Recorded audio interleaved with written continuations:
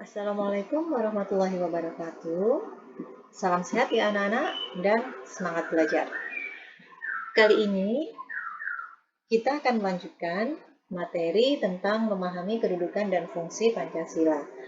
Di pertemuan sebelumnya, kalian kan sudah membahas tentang makna Pancasila sebagai dasar negara dan pandangan hidup. Dan sekarang dilanjutkan lagi tentang arti penting Pancasila sebagai dasar negara dan pandangan hidup. Bagi bangsa Indonesia, Pancasila itu dijadikan sebagai dasar dan pandangan hidup bangsa untuk mengatur penyelenggaraan negara. Nah, yang pertama, Pancasila sebagai dasar negara. Apa sih maksudnya? Kemarin kita sudah membahas ya. Nah, maksudnya Pancasila sebagai dasar negara itu berarti Pancasila dijadikan dasar dalam penyelenggaraan negara. Jadi setiap kebijaksanaan yang dilaksanakan di negara Indonesia pasti akan dilandasi oleh Pancasila. Kemudian Pancasila sebagai pandangan hidup. Apa sih yang dimaksud dengan Pancasila sebagai pandangan hidup? Nah, artinya Pancasila itu dijadikan pedoman dalam bertingkah laku di dalam kehidupan bermasyarakat, berbangsa, dan bernegara. Jadi, setiap tingkah laku semua masyarakat Indonesia harus dilandasi oleh nilai-nilai Pancasila. Pembukaan Undang-Undang Dasar Negara Republik Indonesia tahun 1945 alinea keempat, di situ menegaskan bahwa bangsa Indonesia itu memiliki dasar dan pedoman dalam berbangsa dan bernegara. Apa sih dasar dan pedomannya? Dasar dan pedoman bangsa Indonesia itu adalah Pancasila. Sebagai dasar negara, Pancasila itu mendasari pasal-pasal yang ada di dalam Undang-Undang Dasar Negara Republik Indonesia tahun 1945 dan menjadi cita-cita hukum dalam peraturan perundang-undangan.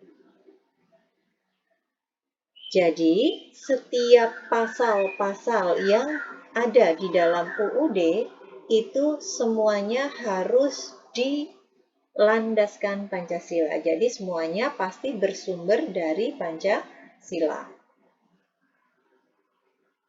Semua sila Pancasila itu tidak dapat dilaksanakan secara terpisah. Artinya apa sih? Nah, semua sila itu saling berkaitan. Kenapa?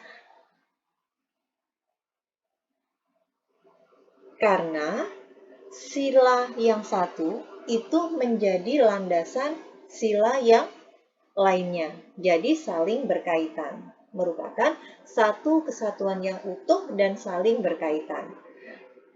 Dalam pelaksanaannya, sila ke-1 melandasi sila ke-2, 3, 4, dan 5.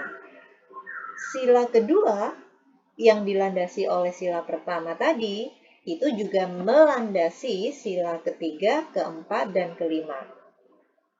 Sila ketiga yang dilandasi oleh sila pertama, itu juga akan, sila ketiga yang dilandasi oleh sila pertama dan kedua, itu akan melandasi sila keempat dan kelima, dan begitu juga seterusnya. Jadi, antara 5 sila di dalam Pancasila itu saling berkaitan dan tidak bisa dipisahkan antara satu sila dengan sila yang lainnya. Misalnya, untuk sila ketuhanan yang Maha Esa tadi sudah kita bahas ya. Kalau sila ketuhanan yang Maha Esa itu mendasari sila-sila yang lainnya. Misalnya, Sila ketuhanan yang Maha Esa itu melandasi kemanusiaan yang adil dan beradab, yaitu melandasi sila kedua Pancasila. Paham ketuhanan itu kan diwujudkan dalam paham kemanusiaan yang adil dan beradab. Nah, kenapa dorongan keimanan dan ketakwaan terhadap Tuhan yang Maha Esa itu menentukan kualitas dan derajat kemanusiaan seseorang? Menurut Jim Lee yang ada di dalam buku 4 Pilar Kehidupan Berbangsa dan Bernegara. Nah, jika seseorang atau rakyat Indonesia itu mempunyai keimanan dan ketakwaan terhadap Tuhan yang Maha Esa, maka kualitas peradaban bangsa itu akan berkembang dengan sehat. Jadi, akan tercipta kemanusiaan yang adil dan beradab. Kemudian, persatuan Indonesia. Semangat ketuhanan yang Maha Esa itu meyakinkan bangsa Indonesia untuk bersatu padu di bawah nilai ketuhanan yang Maha Esa.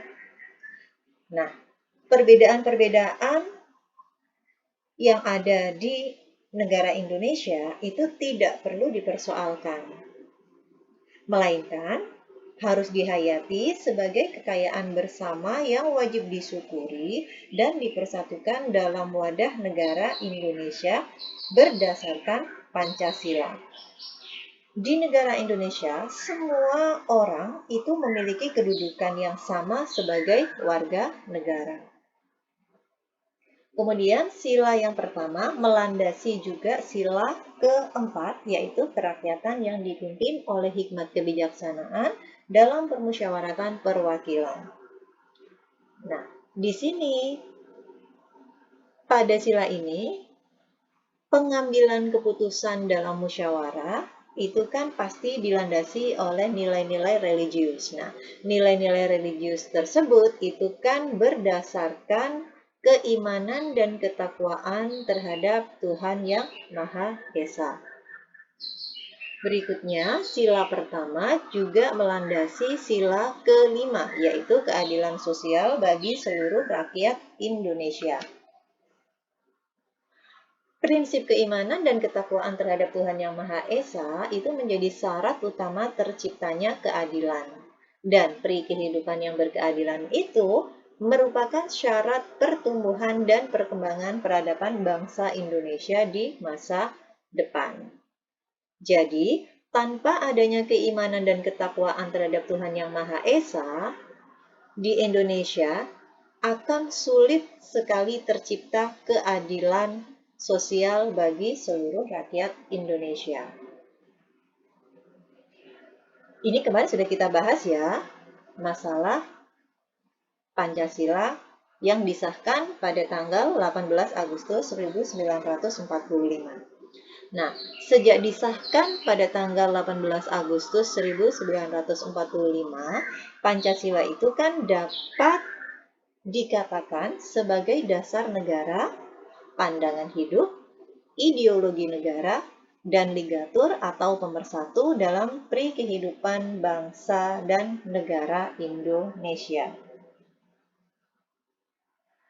Nah, sebagai norma hukum, Pancasila itu wajib dilaksanakan oleh seluruh rakyat Indonesia secara utuh dan konsekuen. Artinya apa? Artinya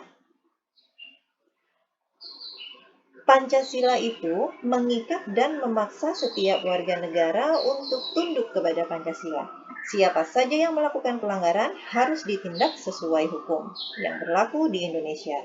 Serta bagi pelanggar itu akan dikenakan sanksi-sanksi hukum yang berlaku.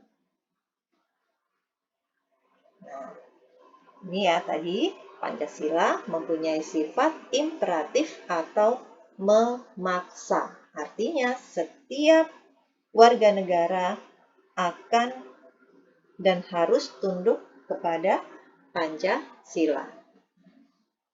Nah, Terima kasih ya atas kesempatannya untuk belajar dengan Bu Ati, dan diakhiri Bu Ati sampai di sini. Assalamualaikum warahmatullahi wabarakatuh.